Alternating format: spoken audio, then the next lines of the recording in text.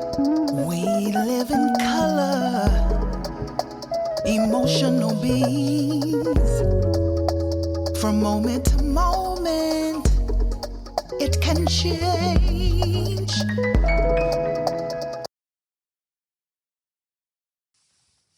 Well, first of all, knowing that yesterday was Valentine's Day, it's the day of love that we all, or I should say, a lot of people, not all, I don't want to be, overgeneralize it, but a lot of people celebrate as a day of romantic love, which is true.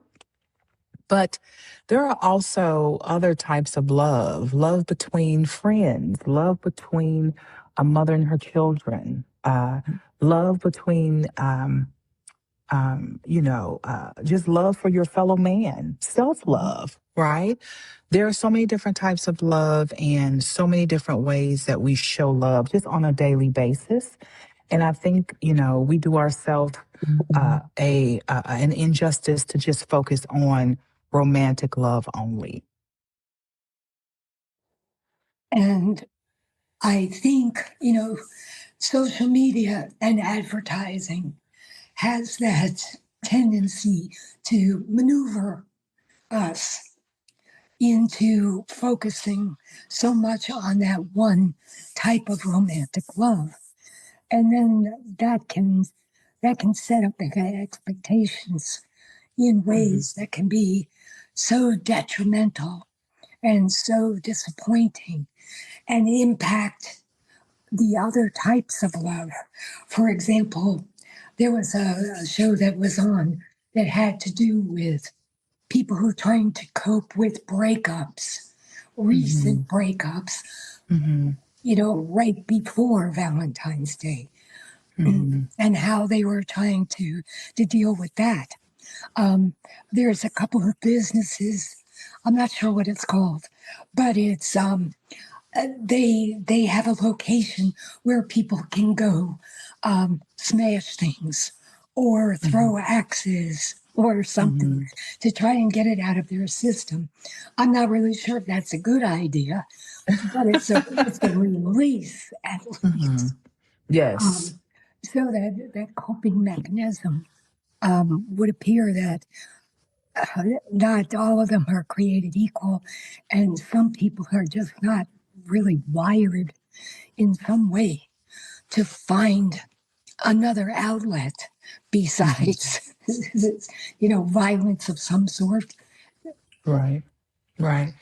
And I think one coping mechanism with a breakup or, a heartbreak in general is to turn within and to focus on yourself and the intrapersonal component of self love. So I think, I don't know how it is in other countries. I know in America or in the West, we focus very heavily on romantic love during Valentine's Day, and it can make a person feel incomplete Mhm. if they are single. Right. And so that mindset automatically sets you up to feel inadequate if you are single on a day like Valentine's Day. So I think the best way to combat that, versus going to smash things, um, I don't see that ending well. I know.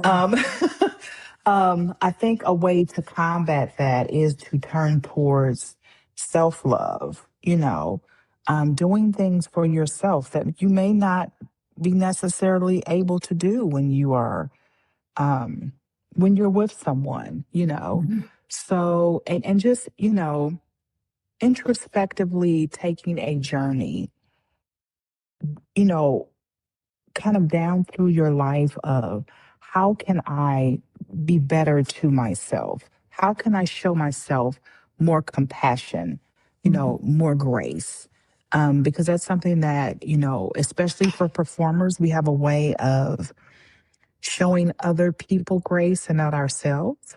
Mhm. We deal with a lot of perfectionism. We deal with, the stress of always being at our best. So maybe pondering, Yes, you want to put your most excellent foot forward, but how can I do that and also give myself grace when I need to? That's an act of self love. Yes. And I was also thinking about doing something for yourself for Valentine's Day that you might not do um, some other time during the year. For example, maybe going for a massage. Mm-hmm. Showing yourself going out to dinner Mm-hmm. does not necessarily mean that you need an escort. Definitely. Going to a special place or maybe a restaurant where you haven't been in a while for a Mm-hmm. particular type of food. Um, Mm-hmm. for example, we have a little Thai food place in town. You actually have to know it exists to find it, but Mm-hmm. the food is excellent. Mm-hmm. So yeah, I was thinking about that just this week, Mm-hmm. and went over there and had dinner one night. Sure. Sure. And we've been somewhat mentally trained to not do certain things unless we are with someone. What is Mhm. wrong with doing those things for yourself? I have no problem going to a movie alone. I have no problem. That's not problematic for me at all. I get to eat all the popcorn and I don't have to worry about anybody tapping me in the middle of the movie. I, I mean, what's wrong with going to dinner alone? What's wrong with looking at the stars alone? I think all of I think too, as a society, we have kind of been pulled away from, we look at being alone and loneliness as one and the same, and they're not. Mhm. Just because someone is alone does not make them lonely, and it does not make them put them in this category of being at a disadvantage. Some people, I love my alone time. Mhm. I cherish my alone time. I cherish when there's no one asking me for anything, no one needs anything. I am just sitting watching a movie or just sitting working or just sitting listening to music. I cherish my alone time. And that doesn't mean that I'm lonely. It just means that Mhm. I have the capacity to be alone. Those are two different things. Mhm. And so we see all of this uh, iconography and, all of these commercials and even music, a lot of times is geared towards relationships that are romantic. But what about hugging your children? Mhm. What about the dopamine hit that you get from being hugged by a friend that you haven't seen in some time?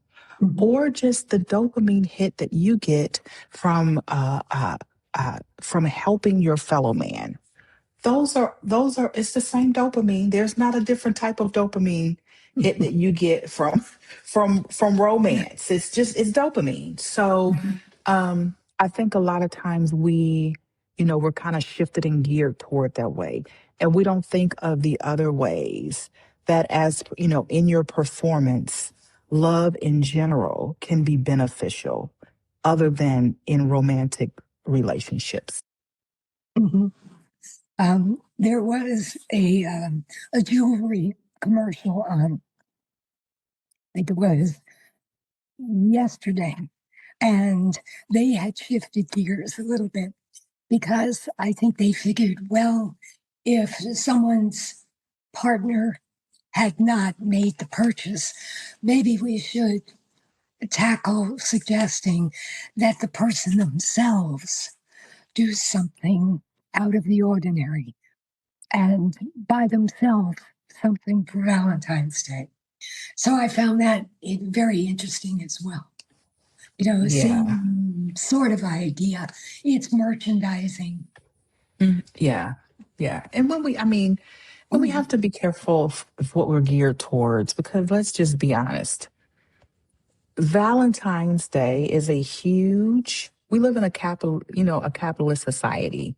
Mhm. It's all about pushing a narrative to make money. And that's just kind of where we are in the West. And Right. so if you're inundated with commercials then just cut your TV off or get off of social media. If it starts to bother you, just remember that they have, we live in a capitalist society. There are products that need to be sold, Mhm. and retail dumps thousands and millions of dollars into selling you those products. Mhm. And, they have to package everything as this beautiful, fluffy flower for you to come in and buy the ring, the candy, the flowers, the cards. They have to do that, to psychologically manipulate you into coming in to purchase these things. So love is something that should be celebrated daily. you know, the love of your family, the love of your friends, the love of love for yourself, love for your fellow man.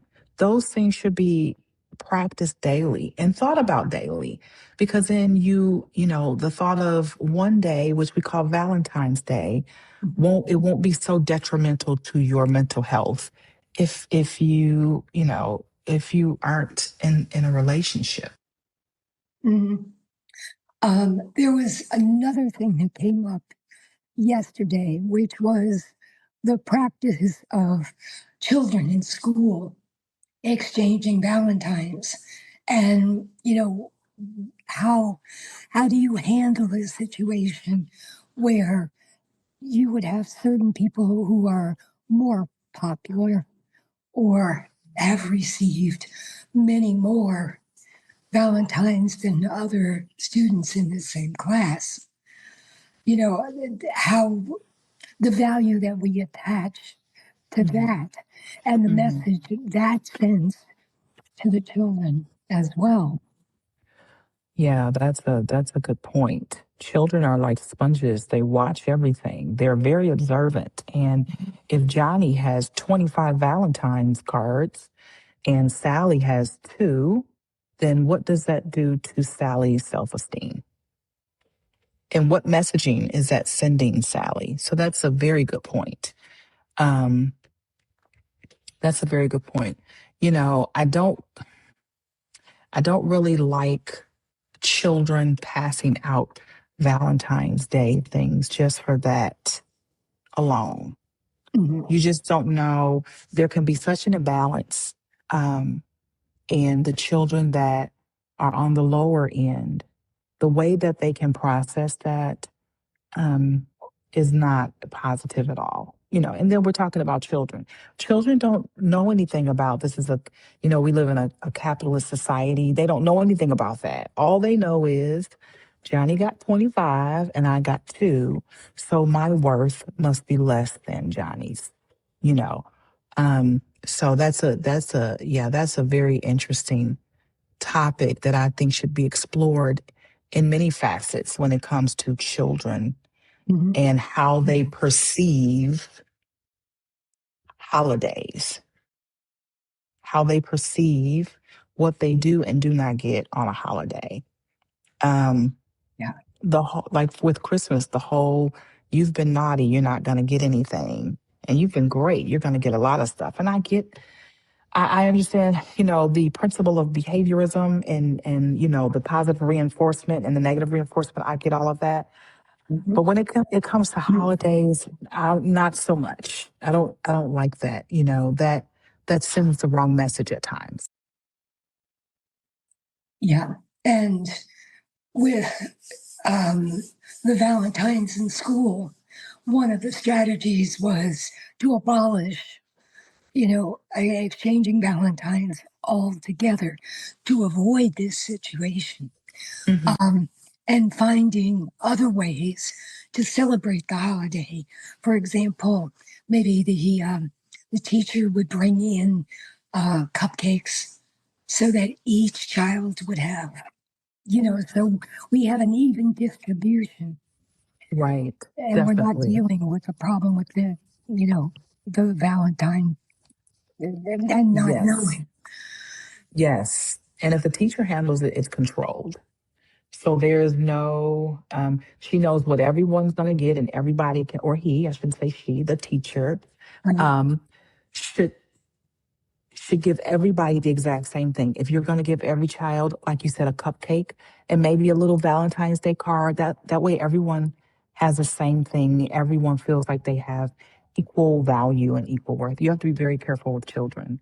Um, but, the way that they perceive things, they don't have the processing that you do yet, and they're concrete thinking. The younger children are concrete thinkers. So if they see someone getting more than them, they just automatically think, I must not be as good as that individual.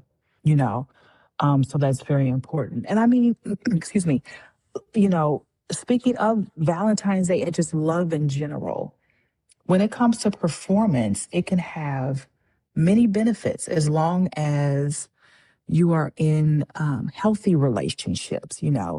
Um, Healthy love reduces anxiety, it reduces depression, it's a stress buffer. Um, you know, you get these dopamine hits throughout the day, and this is just talking about um, um, you know, anything that is a positive interaction, anything that is loving and kind and warm from anyone can always benefit your performance. And I think in taking a look at the family construct and family dynamics, sometimes that saying about we can't choose our biological family, and depending on, since families don't tend to stay in one location and we're spread out all over the place, I think sometimes we have to make certain adjustments.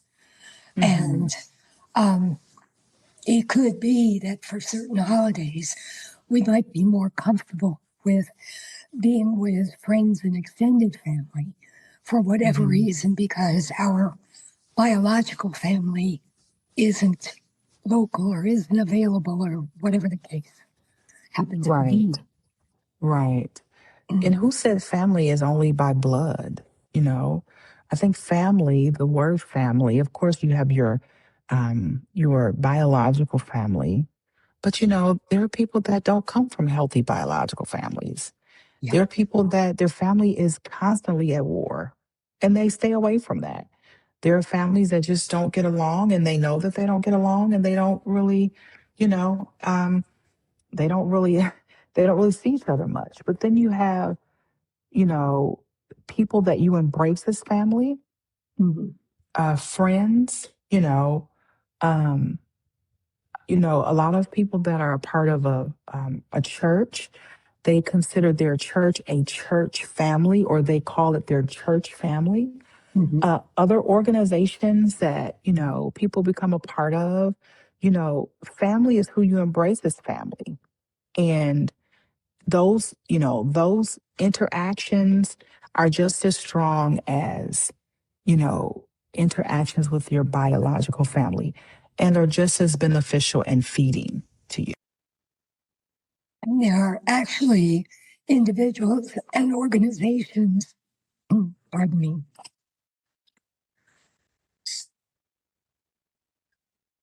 who, for example, seniors who may not have their family around them on days like yesterday, where they will arrange for some kind of an event or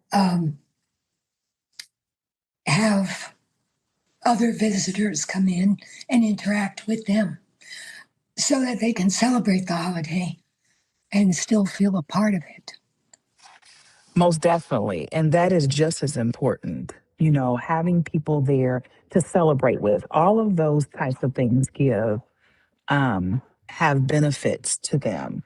And we have to make sure that we don't just like focus on one type of relationship. I think you do yourself a disservice if you do that. Yes. And I think for those people who feel, that they're not in a relationship that's